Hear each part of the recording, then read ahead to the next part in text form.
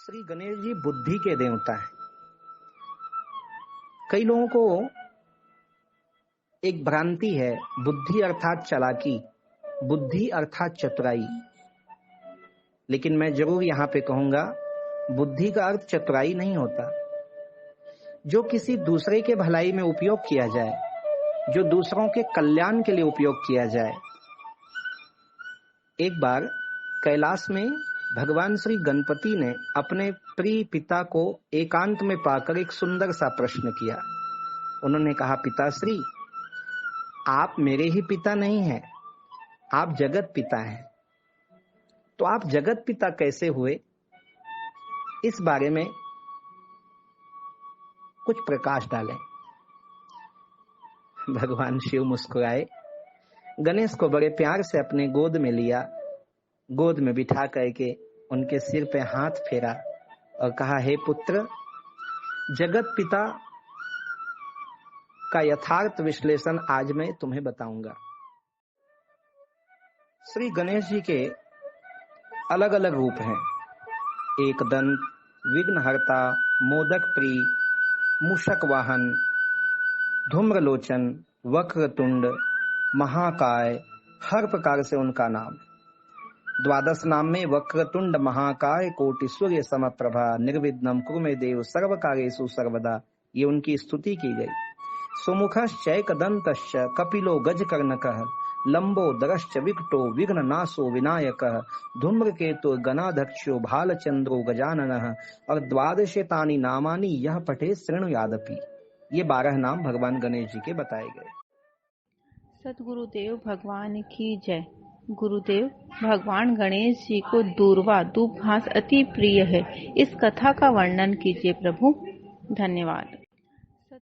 जी कविता मैया, भगवान गणेश जी के अलग अलग रूप के साथ साथ उनके अलग अलग भोग भी हैं। गणेश जी को मोदक प्रिय है, गणेश जी को फल बड़े प्रिय हैं। हमारे छत्तीसगढ़ में तो गणेश पक्ष में खीरे का प्रसाद बड़ा प्रसिद्ध होता है। और कितना आनंद आता था जब हम छोटे छोटे थे तो खीरे में शक्कर डाल करके बांटा जाता था। हा, ताजे ताजे बाड़ी का खीरा और उसमें शक्कर लगा हो, बड़ा आनंद आता था। तो गणेश जी को फल, मीठा, मोदक और कपित्थ जम्बु फल चारु भक्षणम।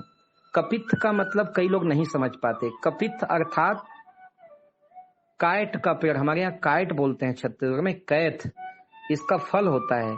तो जिस तरह बेल भगवान शिव को प्रिय है, इसी तरह कैथ अर्थात कायट अर्थात कपित्थ जो है वो गणेश जी को बड़ा प्रिय है।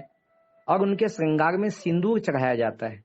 सिंदूर के बारे में भी कहते हैं कि माँ भगवती पार्वती ने जब कहा कि मेरे पुत्र के लिए मस्तक लेकर आओ, भगवान गणेश के लिए मस्तक ढूंढा जा रहा था और उस समय एक हाथी के शिशु का मस्तक लाया गया, तो उसकी माँ ने उसका सिंदूर से अभिषेक किया था।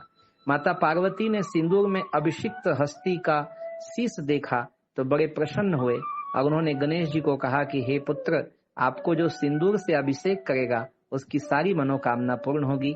इसी तरह दुर्वा को अक्षत कहा गया है। अक्षत चावल को भी कहते हैं। इसी तरह दुर्वा को भी वंश वृद्धि के लिए अक्षत शब्द से पुकारा गया। तो कांडात कांडात दुर्वास्ते, तो इसलिए दुर्वा गणेश जी को बहुत प्रिय है। जी वैसे तो अलग अलग कल्प में श्री गणेश जी के जन्म की अलग अलग कथाएं हैं, लेकिन आज जो प्रचलित कथा है उसी पर जिज्ञासा की गई है, तो मैं उसी पर थोड़ा सा प्रकाश डालकर गणेश पक्ष में अपने वाणी को धन्य करूंगा। कहते हैं कि माता पार्वती जिन्हें यह चिंता हरदम होती थी कि कोई ऐसा हो आज्ञाकारी पुत्र या सेवक जो इस माता के आज्ञा को ही माने, पिता की आज्ञा से बढ़कर। क्योंकि कैलाश में सभी शिवगण थे तो शिव जी की आज्ञा को ही वो सर्वोपरि माना करते थे। माता को मानते थे, लेकिन माता से झिझक भी होती है। माँ अपने बेटे से झिझक नहीं करती, जिस तरह एक स्त्री अपने भाई से कभी झिझक नहीं करती, अपने भाई को अपने मन की सारी बातें बताती है। ऐसे ही एक माँ को पुत्र की आवश्यकता भी या एक बेटी की आवश्यकता आज्ञाकारी होती है।